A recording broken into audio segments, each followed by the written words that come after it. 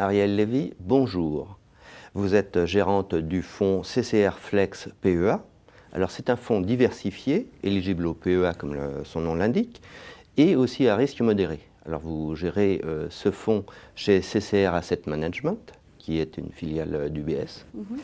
Alors Arielle Lévy, dans quelle mesure est-ce que les apports de la finance comportementale que vous utilisez pour ce fonds peut améliorer la performance de votre fonds, alors que son univers d'investissement est quand même très contraint par la réglementation propre au PEA? Oui, tout à fait. Un fonds PEA est investi entre 75 et 100% sur les marchés d'actions. Et on a cherché à trouver un produit qui répondait aux besoins d'investisseurs qui voulaient un risque modéré dans leur PEA et qui permettait d'être investi entre 0 et 40% sur les marchés d'actions en fonction d'indicateurs qui nous sont donnés par la finance comportementale. Alors je vais peut-être un petit peu expliciter quels sont les apports de la finance comportementale. En fait, la finance comportementale se distingue de la finance classique parce qu'elle montre que pour un temps assez long, les marchés peuvent diverger de leur prix d'équilibre du fait des biais comportementaux des investisseurs. En fait, on remet au centre l'investisseur et ses comportements dans le processus de décision. Alors, je vais essayer de l'illustrer par deux exemples. Oui, parce que pour rendre concret. Voilà, deux exemples concrets de ces biais comportementaux. Le premier biais, c'est souvent un biais d'excès de confiance des investisseurs. La conviction. La conviction, mais aussi, voilà, le marché baisse d'une quinzaine de pourcents après Lehman, ou au mois de mai, on se dit, ça y est, c'est le point bas, c'est le moment d'investir. Donc les valorisations sont attractives, etc. Il y a des bonnes affaires. Voilà, exactement. Mais d'un autre côté, on peut s'y prendre bien trop tôt. Et à cause de ça, investir 6 ou 8 mois avant réellement le point bas. Et du fait des stop-loss qu'on a mis en place avec nos indicateurs de finance comportementale, ça nous amène, dans les cas d'excès de marché, à la hausse ou à la baisse, à réduire ou augmenter notre exposition au marché, puisqu'on peut passer de 40 à 20 et à 0%. Donc ça, c'est le premier biais qui est très commun aux investisseurs, c'est celui d'excès de confiance. Le deuxième biais, c'est un biais de perception sélective. Typiquement, en ce moment, les sociétés publient des bons résultats et sont optimistes sur leurs perspectives. Oui, mais ce n'est pas le cas de la bourse. Pour 2010, voilà, alors exactement. Et en fait, souvent, un gérant stock picker a tendance à occulter une partie de la réalité au profit de ce qu'il connaît bien.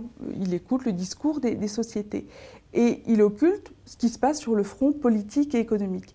Et donc, c'est par rapport à ce biais de perception sélective qu'on cherche à lutter en prenant en compte les changements de tendance sur les marchés et la volatilité qui est aussi un paramètre important pour détecter l'aversion au risque ou pas du marché. Donc ça permet d'élargir l'horizon de perception du gérant. Tout à fait. Alors, si la finance comportementale remet un petit peu de raison, on va dire, dans les décisions d'achat et de vente, est-ce que vraiment cette méthode permet d'acheter au point bas et de revendre au point haut? Non, ça ne va pas jusque-là. Voilà, ça ne va pas jusque-là. Ça, on vous le promettra pas. Par contre, ce qu'on va pouvoir arriver à faire, c'est éviter les mouvements extrêmes sur le marché, parce que quand la volatilité a tendance à monter, quand il y a un changement de tendance, c'est des indicateurs de changement. Oui. Et par rapport à ça, si voilà, typiquement on était investi à 40% et qu'on voit qu'il y a un changement majeur sur le marché qui s'opère, on peut très vite, en couvrant notre portefeuille, ne plus être exposé sur le marché, être à zéro sur le marché action, sans vendre tous les titres, et donc faire attention à ce changement de tendance. Par ailleurs, en fait, dans notre méthode, il y a une dissociation du gérant qui fait la sélection de titres et puis du gérant quantitatif qui utilise les outils liés à la finance comportementale qui couvrent le portefeuille. Donc, quelque part, il y a une règle qui se substitue à la subjectivité du gérant quand, quelque part, le marché nous envoie des signaux inverses de premières opinions qu'on pourrait avoir. Oui, parce que l'utilisation de modèles permet justement de s'affranchir des réactions émotionnelles des gérants. Tout à fait. Tout à fait. Alors, pour votre fonds CCR Flex PEA, comment est-ce que ce fonds est positionné? Pas seulement en allocation d'actifs, mais aussi en valeur, parce que la finance comportementale vous aide aussi à sélectionner les valeurs. Alors, il y a deux éléments qu'il faut distinguer. Sur le taux d'exposition au marché, aujourd'hui, typiquement, on est à 0. On était à 20 au début du mois de mai, on est passé à 0. Par contre, au maximum, vous pouvez être à 40%. À 40%, voilà. Ça c'est le premier point.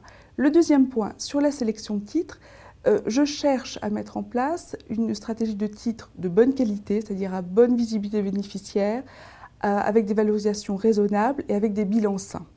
Et en ce moment, la thématique sur laquelle je me focalise, c'est les sociétés exportatrices qui bénéficient de la baisse de l'euro et qui vont gagner des parts de marché sur le plan international.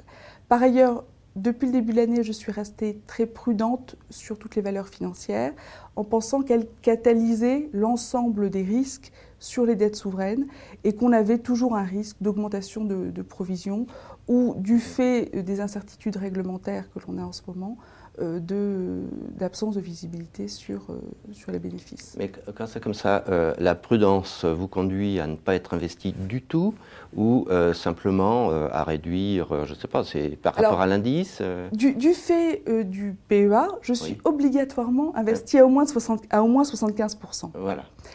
Ça, je ne peux pas aller en deçà. Je peux monter jusqu'à 100%. Aujourd'hui, je suis à 85%.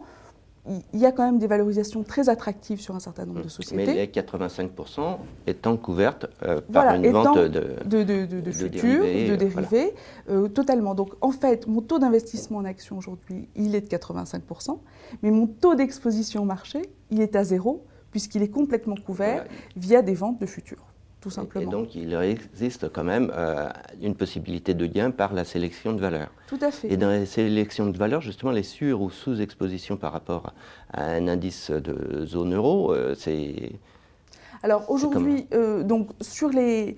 Je dirais que mes principales positions, c'est des valeurs comme Roche. Récemment, j'ai acheté du Saint-Gobain en dessous de 30 €. Je trouvais que c'était très, très attractif.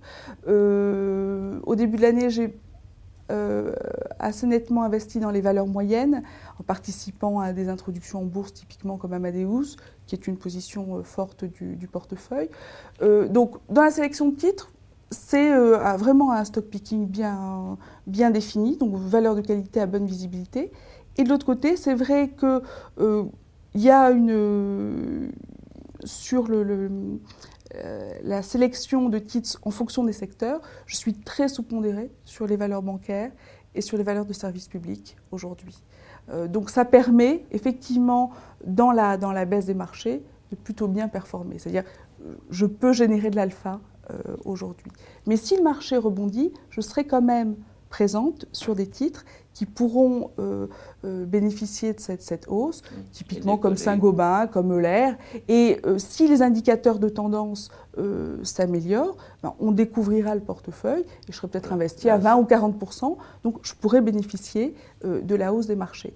Et aujourd'hui, la performance du portefeuille est quand même très intéressante, puisque depuis le début de l'année, on est autour de 3% de performance absolue. Oui, c'est pas mal du tout. Face à un indice qui fait du moins 12, moins 14 en général sur l'Europe. Ariel Lévy, je vous remercie d'avoir répondu aux questions du Journal des Finances. Merci.